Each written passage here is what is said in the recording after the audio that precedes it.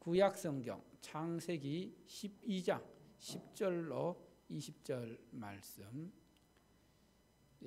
말씀 봉독하면서 연주 준비하시기 바랍니다. 창세기 12장 10절로 20절 말씀, 한 절씩 교독합니다. 10절입니다. 그 땅에 기근이 들었으므로 아브라함이 애굽에 거류하려고 그리로 내려갔으니 이는 그 땅에 기근이 심하였습니다.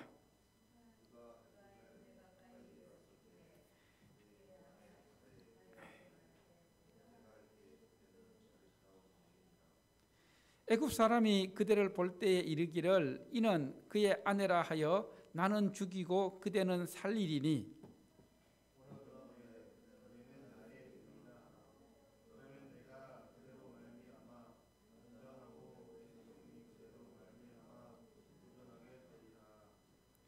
아브라함이 애굽에 이르렀을 때에 애굽 사람들이 그 여인이 심히 아리따움을 보았고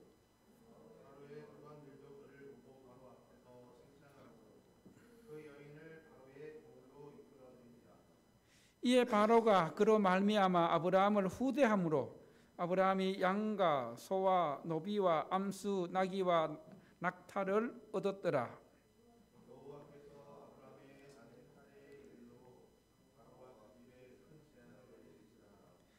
바로가 아브라함을 불러서 이르되 내가 어찌하여 나에게 이렇게 행하였느냐? 내가 어찌하여 그를 내 아내라고 내게 말하지 아니하였느냐?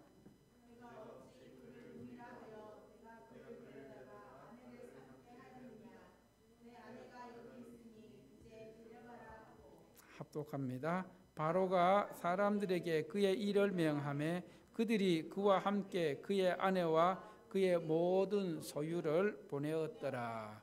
아멘. 할렐루야. 오늘 2월 마지막 주일인데 2월 암송 말씀 이제 다 외우셨죠? 어디예요?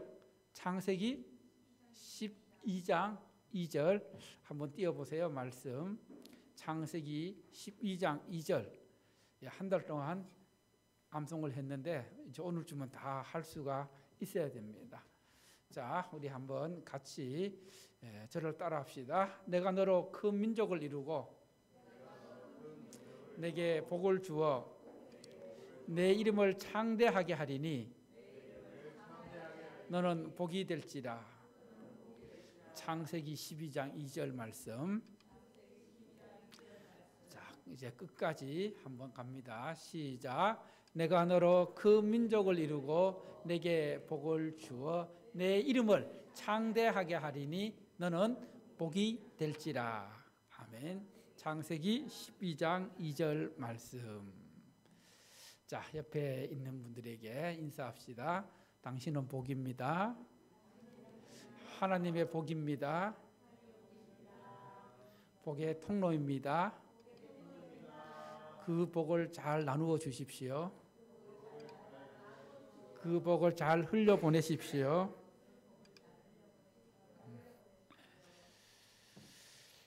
오늘 특별히 우리 시루향기 사장님 이렇게 나오셨는데 그 저번에 한번 이제 찾아갔을 때 나오신다는 말씀 들었을 때에 어떻게 이제 나오시게 되었냐 이렇게 말씀하시는데 우리 그 사장 어머님이 신앙생활을 시골에서 열심히 하셨어요.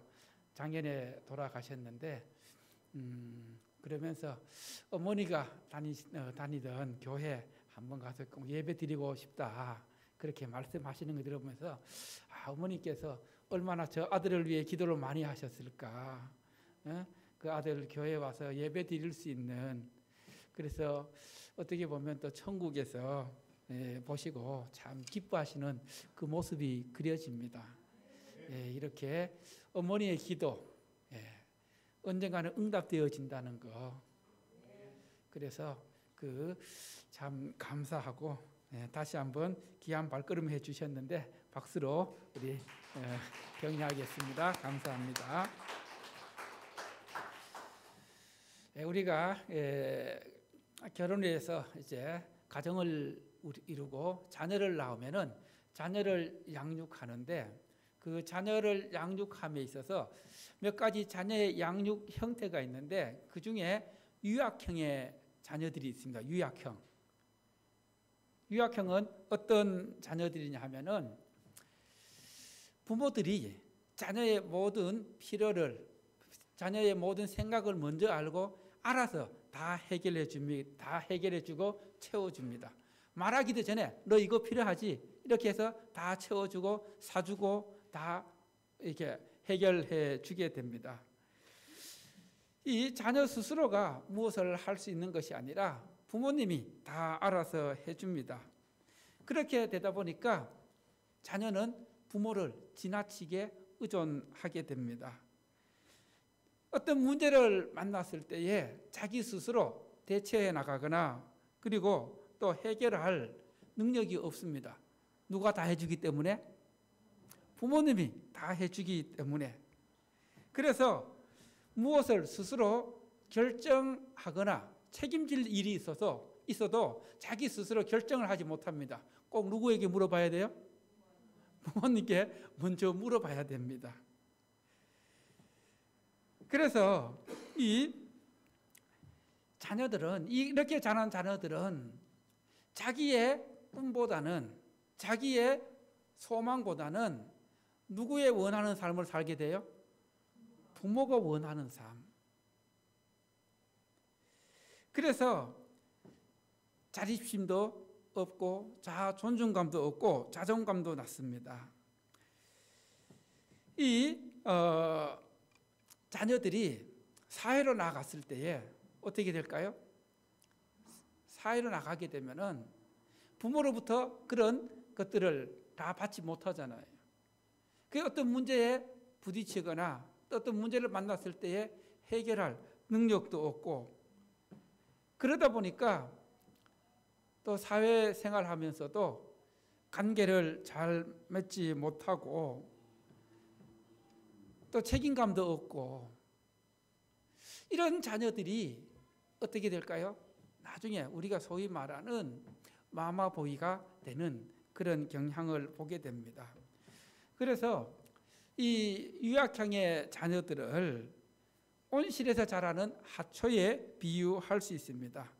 여러분, 온실에서 자라는 하초, 이 온실에서 자라는 하초하고 들에서 자라는 야생화하고 어느 것이 더 강할까요? 당연하죠. 왜냐하면 야생에서 자라는, 야외에서 자라는 그 야생화들은 모진 비바람 다 맞아가면서 견뎌내고 또 그것을 이겨내고 하는 그런 강인함이 있지만은, 온실에서 자란 하초들은 어떻게 됩니까? 조금만 환경이 바뀌어도 거기에 적응하지 못합니다. 우리가 살아가면서 우리 인생이 내 마음대로, 내 계획대로 되는 것이 아니라는 것을 너무나 잘 알고 있습니다. 우리의 인생 가운데서도 모진 비바람이 불어칠 때에 여러분의 삶은 어떻습니까? 내가 생각지 못했던 고난의 태풍, 강풍이 불어올 때도 있습니다. 이런 고난을 당할 때에 이런 인생의 모진 비바람 앞에서 우리가 어떻게 살아가야 합니까? 우리에게 갑자기 찾아오는 어려움, 고난, 고통, 이런 것들을 대처하는 그 모습을 보면은 그 사람이 어떤 사람인지를 알게 됩니다. 예를 들어서 이 유아형의 자녀들, 부모가 다 알아서 해줬던 자녀들은 이런 어려움을 당하면은 그 어려움들을 쉽게 헤쳐나가지 못합니다. 그리고 또한 성도들 또한 고난을 당했을 때 그 고난에 대처하는 모습을 보면은 그 사람의 믿음을 우리가 알 수가 있습니다. 여러분, 모진 고난 앞에서 어떤 사람들은 나는 안 돼, 나는 어쩔 수 없어 하면서 그 고난에 쉽게 무너져 내리는 사람들, 그리고 또 어떤 사람은 그 고난을 어떻게든 회피하려고 하는, 피하려고만 하는 사람들, 그러나 우리가 분명하게 알아야 할 것은 따라해 볼까요? 고난은 피하는 것이 아니라 맞서는 것이다. 고난이 뭐 해야 된다고요? 고난이 피한다고 해서 피해지는 것이 아니라는 겁니다. 오늘 본문 말씀은 창세기 12장 10절로 20절 말씀인데, 아브라함이 마침내 약속의 땅에 도착을 하고, 그리고 또 거기서 하나님께 예배를 드리고 하나님께 감사하며 이렇게 생활을 하게 되었는데, 그런데 거기에 아브라함이 생각지 못했던 기근, 가뭄이 아주 심하게 찾아왔습니다. 그 상황 속에서 아브라함이 어떻게 했는지, 아브라함의 그 행동을 통해서 우리는 그런 상황 속에서 어떻게 해야 되는지를 우리에게 가르쳐 주고 있습니다. 오늘 이 말씀을 통해서 우리가 함께 생각해 볼 수 있는 것은, 첫 번째로 따라합시다. 하나님은 모진 비바람을 주신다. 여러분, 지난 시간에 살펴보았던 것처럼 아브라함은 하나님의 약속의 말씀 붙잡고 하란에서 모든 것을 포기하고 가나안 땅으로 왔습니다. 그리고 가나안 땅에 도착해서 하나님을 위해 예배 제단을 쌓았습니다. 하란에서 먹고 사는데 아무런 문제가 없었습니다. 그런데 약속의 땅 가나안 땅에 오니까 기근이 덮쳤습니다. 요즘 말로 하면은 최악의 불경기를 만난 것입니다. 약속의 말씀 붙잡고 하나님의 이름을 부르며 하나님께 예배 제단을 쌓았는데 기근이 덮친 상황에서 아브라함의 한번 상황을 상상해 봅니다. 생각해 봅니다. 여러분, 정말 하나님 의지하고 하나님 말씀 붙잡고 여기까지 왔는데 먹고 살 형편이 못 됩니다. 가뭄이 너무 심합니다. 그래서 어떻게 보면은 아브라함이 하나님 앞에서, 하나님 이게 뭡니까? 여기까지 왔는데 기근이, 가뭄이 웬 말입니까? 지금 아브라함은 혼자 온 것이 아니에요. 자신의 가족들, 그리고 조카, 그리고 많은 가축들을 데리고 가나안 땅까지 왔던 것입니다. 하나님 앞에 순종하고 예배까지 잘 드리는 그런 예배자로서 살아가고 있는데 주어진 결과가 살아갈 수 없는 기근, 가뭄이었습니다. 이런 상황이 되면은 우리는 믿음의 한계를 느끼게 됩니다. 또 내가 알고 있는, 내가 믿고 있는 하나님에 대해서도 한계를 느끼게 됩니다. 여러분, 아브라함 입장에서는 하나님, 제가 하나님 말씀 붙잡고 여기까지 왔는데 하나님 저에게 순탄한 길, 형통한 길로 인도해 주셔야 되는 거 아닙니까? 그리고 내가 잘 돼야지, 하나님 잘 믿고 하나님 예배 잘 드리니까 이렇게 내가 복을 받는다고 사람들 앞에 간증하고 하나님을 드러낼 수 있지 않습니까? 그리고 어떻게 보면은 함께 따라온 가족들, 또 그 조카들, 어떻게 보면 미안하고 볼낯이 없었습니다. 우리의 신앙 여정에도 이와 비슷한 일이 많이 일어납니다. 여러분 한번 보십시오. 마음을 잡고 이제 교회 생활 열심히 하고 성경도 열심히 읽고 기도도 열심히 하고 교회도 열심히 헌신하고 그렇게 마음 먹고 결단하고 헌신하고 새롭게 출발하고 하는데 갑자기 큰 어려움이 찾아옵니다. 사업이 어려워집니다. 자녀의 문제가 생깁니다. 또 생각지 못한 건강에까지 문제가 생깁니다. 여러분, 그럴 때 어떻게 해야 됩니까? 그렇게 되면은 여러분은 어떻게 합니까? 우리가 분명히 알아야 할 것은 우리가 살아가는 인생 가운데 우리 인생의 기근은 우연히 오는 것이 아니라 누가 주신 걸까요? 하나님이 주신 것입니다. 하나님이 허락하신 것입니다. 그것은 하나님께서 고난을 허락하신 데는 분명한 이유가 있습니다. 목적이 있습니다. 그 목적이 무엇일까요? 오늘 아브라함에게 이렇게 기근과 고난을 허락하신 목적, 이유가 무엇일까요? 그것은 아브라함의 믿음을 더 강하게 하고 훈련하기 위함입니다. 그리고 아브라함의 믿음을 테스트하기 위함입니다. 그래서 성경은 이렇게 말합니다. 따라합시다. 고난은 축복을 담기 위한 그릇을 준비하는 과정이다. 다시 한번 따라합시다. 고난은 축복을 담기 위한 그릇을 준비하는 기간이다.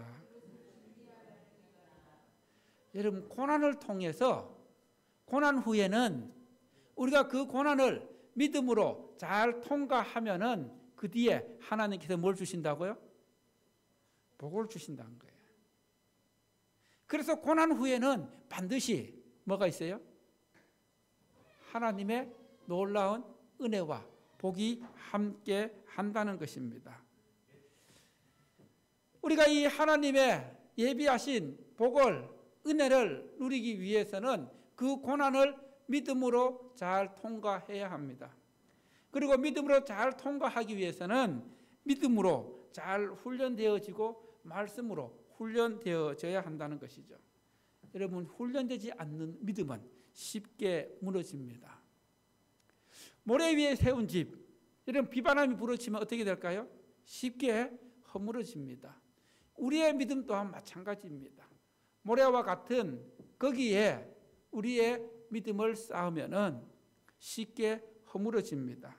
그러나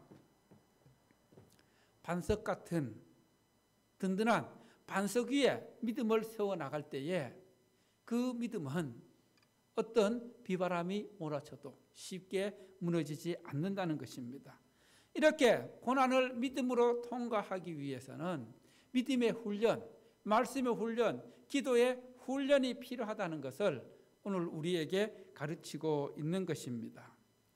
두 번째로 따라합시다. 인간적인 방법으로 피하면 더 큰 어려움이 기다리고 있다. 자, 이제 아브라함은 기근이 닥치자 도저히 살아갈 수가 없어서 하나님의 약속의 땅 가나안을 버리고 애굽으로 가게 됩니다. 기근 때문에 힘들어지자 여기가 아닌가 보다. 애굽으로 한번 가봐야 되겠다. 여기가 하나님 뜻이 아닌가 보다 하면서 다른 생각을 하게 됩니다. 우리도 어떻게 보면은 상황이 어려워지고 내가 살아가는 그 인생의 삶 가운데 내가 생각지 못했던 그런 어려움들이 갑자기 찾아오면은 이게 아닌가 보다. 하나님 뜻이 아닌가 보다 하면서 다른 길을 생각하고 다른 것을 생각하며 거기로 나아가게 됩니다. 그리고 세상 사람들은 그런 문제에 어떻게 대처하고 있는지 세상의 정보와 방법으로 신속하게 해결하려고 처리하려고 애쓰고 빠르게 움직입니다. 아브라함 또한 그 당시 이제 자기가 사는 곳에 기근, 가뭄이 심하니까 주변의 사람들이 이야기했을 겁니다. 애굽에 가면 먹을 것이 많으니까 살 수 있다. 애굽으로 한번 가봐라. 그런 이야기를 들었을 것입니다. 그래서 아브라함은 애굽으로 내려갑니다. 그런데 우리가 여기서 한번 생각해 볼 것은 하나님을 믿는 하나님의 사람들은 갑자기 내가 생각지 못한 어려움과 고난이 닥칠 때에 세상적인 방법으로 세상적인 정보로 움직이는 것이 아니라 따라합시다. 하나님께 기도로 물어봐야 한다. 오늘 말씀 보면 아브라함이 하나님께 기도하고 물어보고 갔다고 하는 그런 내용이 있어요, 없어요? 없습니다. 아브라함은 기도하지 않고 물어보지 않고 그냥 그 당시의 정보를 가지고 그 정보만 듣고 애굽으로 내려갔던 것입니다. 자, 하나님께서 아브라함에게 약속하신 땅이 가나안 땅입니까? 애굽 땅입니까? 가나안 땅입니다. 그렇다면은 어떤 경우에도 아브라함은 믿음으로 가나안 땅을 지켜야 했습니다. 하나님의 사람이라면은 어려움과 위기가 닥쳐올 때에 우리는 하나님께 물으며 기도를 통해 그 자리를 지켜내고 버텨내야 된다는 것입니다. 그래서 우리에게 고난이 찾아올 때에, 위기가 찾아올 때에 그것을 피하는 것이 아니라 그 자리에서 하나님의 뜻을 구하며 하나님께 물어보며 하나님께 기도해야 한다는 것입니다. 어떻게 기도하면 됩니까? 따라합시다. 주님, 하나님, 이 상황에서 내게 원하시는 것이 무엇입니까? 내가 어떻게 하길 원하십니까? 하나님의 뜻이 무엇입니까? 이렇게 기도하고 물어볼 때에 하나님께서 뜻을 가르쳐 주십니다. 할렐루야. 나의 생각을 접어두고 하나님의 뜻을 구하면은 하나님께서는 내가 알지 못하는 방법으로 돌팔구를 열어주십니다. 갈 길을 열어주십니다. 할렐루야. 그래서 우리가 기도해서 하나님이 움직이라고 할 때까지는 움직이지 않고 아무리 상황이 어려워도 약속의 말씀을 붙잡고 서 있어야 합니다. 인생의 중요한 상황에서 기도하지 않으면 꼭 실수하게 된다는 것을 아마 여러분 잘 알게 될 것입니다. 우리가 뭔가를 인생의 중요한 결정을 해야 되는데 하나님의 사람들, 믿음의 사람들, 기도의 사람들이 기도하지 않고 결정하면 그것이 꼭 실수로 연결된다는 것을 알게 된다는 것입니다. 왜냐하면은 기도하지 않고 하나님께 물어보지 않으면 내 생각으로, 내 계획으로, 그리고 세상의 정보로 분석하고 하기 때문에 그것이 하나님 편에서는 아닐 경우가 많이 있다는 것입니다. 그래서 지난주에도 말씀드렸던 것처럼 따라합시다. 고난과 위기의 순간은 고민할 때가 아니라 기도할 때다. 내 앞에 어려움이 찾아오고 내가 정말 고난이 찾아오고 고통이 찾아왔을 때에 그것 때문에 고민하는 것이 아니라 뭐 하라고요? 하나님께 기도하라는 겁니다. 하나님의 뜻을 구하고 아까 말씀드렸던 것처럼 하나님이 나에게 원하시는 것이 무엇인지를 하나님 앞에 몸부림치고 매달리면은 하나님께서 뜻을 가르쳐 주시고 갈 길을 열어 주십니다. 자, 이제 마지막으로 세 번째로 한번 따라해 볼까요? 하나님의 세밀한 간섭과 인도하심. 약속의 땅, 가나안 땅을 버리고 먹고 살기 위해서 애굽으로 내려갔습니다. 여기에는 또 다른 위기가 기다리고 있었습니다. 아브라함도 그걸 잘 알고 있었어요. 어떤 위기입니까? 아브라함의 아내의 미모가 출중이 뛰어났습니다. 그래서 아브라함이 생각할 때에 애굽으로 내려갔을 때에 내가 내 아내를 내 아내라고 했을 때에 잘못하면은 내 목숨이 위험해질 수 있겠다. 그래서 내 아내를 아내라 하지 말고 누구를 할까요? 누이라고 하자. 아내하고 작전을 세우는 거예요. 그래야 우리 둘 다 살아남을 수 있다. 여러분 지금 이 일이 벌어진 거예요? 아브라함이 생각하고 있는 거예요? 생각하고 있는 거예요. 일어나지 않는 일을 생각하면서 미리 인간적인 계획을, 전략을 세우는 겁니다. 진짜 애굽에 가니까 애굽 사람들이 이 아브라함의 그 아내를 보면서 다 놀랍니다. 뛰어난 미모에. 그것이 누구의 귀까지 들어가요? 바로의, 애굽의 절대 권력자. 그 당시 신이라고 불리던 애굽의 절대 권력자 바로에게도 들어가게 됩니다. 아브라함이 이제 애굽 땅에 가는데 그 땅에 아는 사람 아무도 없고 그리고 또 먹고 살아야 하는데 기도하지 않고 움직이다 보니까 자기가 살 길을 자기가 혼자 생각하고 계획을 세우게 됩니다. 그래서 자기 살기 위해서 아주 영악한 계획을 세웠습니다. 그리고 아내에게도 거짓말을 시킵니다. 여러분, 이것이 얼마나 큰 위기인지, 예를 들어서 이렇게 하다가 잘못하면은 진짜 바로의 궁으로 가서 이 아내 사례를 바로가 후궁으로 삼고, 이렇게 되면 아브라함은 졸지에 아내를 어떻게 되는 거예요? 빼앗기게 되는 거예요. 그리고 아내 사례는 그 바로에게 순교를 잃게 되고 또 모욕을 당하는 그런 수치를 당하는 그런 일이 벌어질 수 있는 것입니다. 거기까지를 생각했는지 안 했는지 모르겠지만 그런 결과를 가져올 수도 있다는 것을 알 수가 있는 것입니다.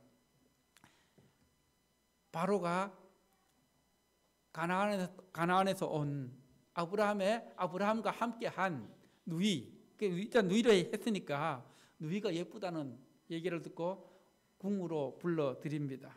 궁으로 불러드린 것은 무엇을 의미합니까? 한 보기 위해서일까요? 후궁으로 삼기 위한 그런 목적을 가지고 불렀습니다. 한번 보십시오, 여러분. 남편 아브라함의 실수로 이 열방의 민족, 열방의 어머니가 될 사례가 누구의 후궁이 될 위기에 처하게 된 거예요? 바로의 후궁이 될 위기에 처하게 된 것입니다. 하나님의 놀라운 계획과 꿈과 비전이 인간의 실수로 깨어질 잘못될 위기에 놓이게 된 순간입니다. 그런데 하나님은 어떤 분이십니까? 신실한 분입니다. 인간의 실수에도 불구하고 하나님께서 바로의 궁에 개입하십니다. 어떻게 개입하십니까? 바로와 그 집안에 무서운 재앙을 내리십니다. 바로는 난데없이 재앙이 임하니까 이게 뭔가 이유가 있다. 그 이유가 무엇인지를 알았는데 결국은 아브라함 때문에 일어난 것을 알게 됩니다. 그래서 아브라함을 부릅니다. 야, 네가 어찌 나한테 거짓말해서 이렇게 우리 집안에, 우리 궁궐에, 우리 나라에 이 재앙을 임하게 했느냐. 여러분, 아브라함은 하나님께서 너는 복이 될지라 너를 축복하는 자에게는 어떻게 한다 했어요? 하나님 복을 내린다 했잖아요. 복의 통로라고 했잖아요. 그런데 지금 아브라함은 복의 통로가 되는 것이 아니라 뭐의 통로가 되었던 거예요? 재앙의 통로가 되고 있는 것입니다. 무엇을 말합니까? 하나님의 사람들이, 믿음의 사람들이 불순종하고 거짓된 삶을 살면은 그것이 주변의 사람들에게 재앙이 될 수 있고 피해를 줄 수도 있다는 것을 우리에게 가르쳐 주고 있습니다. 그리고 아브라함은 바로로부터 네가 어찌 거짓말해서 이렇게 어려움을 주느냐, 우리 집에 재앙을 주느냐. 사실 어떻게 바로는 억울할 수도 있었습니다. 그리고 또 아브라함은 일어나지도 않는 일을 생각하면서 거짓말을 했던 것입니다. 그래서 결국 자기 아내를 위기에 빠지고 또 바로의 집에는 큰 재앙을 몰고 왔습니다. 여러분, 하나님의 그 사람이 잘못된 판단, 잘못된 생각, 잘못된 삶을 살게 되면은 결국은 세상 사람들로부터 손가락질 당하고 책망받고 야단 맞을 수밖에 없다는 것입니다. 믿음의 사람이 믿음의 사람답지 못하게 살면은 세상 사람들로부터 책망받는다는 것을 보여주고 있습니다. 그래서 오늘 말씀은 우리에게 따라합시다. 어떤 상황 속에서도, 어떤 고난 앞에서도 믿음의 사람답게, 기도의 사람답게, 하나님의 사람답게 살아야 한다. 그것을 가르쳐주고 있는 겁니다. 그래서 그 상황 속에서도 하나님의 뜻을 구하고 하나님께 기도하고 하나님께 지혜를 구하고 순종해야 재앙의 통로가 아닌 축복의 통로의 삶을 살아갈 수 있다는 것입니다. 여러분들이 오늘 아브라함을 통해서 그런 아브라함과 같은 실수를 하는 것이 아니라 우리의 인생의 고난의 그 모진 비바람이 몰아칠 때에 고민하고 갈등하고 힘들어하고 괴로워하는 것이 아니라 하나님 앞에 무릎 꿇고 기도하고 하나님 뜻을 구하면서 믿음으로 버티고 믿음으로 견뎌내면은 하나님께서 그 고난 통해서 어려움을 통해서 반드시 복을 허락해 주시고 은혜를 허락해 주실 것입니다. 그 은혜와 복을 마음껏 누리고 또 그 은혜와 복을 흘러보내는 축복의 통로가 되는 여러분 되시기를 축원합니다. 할렐루야.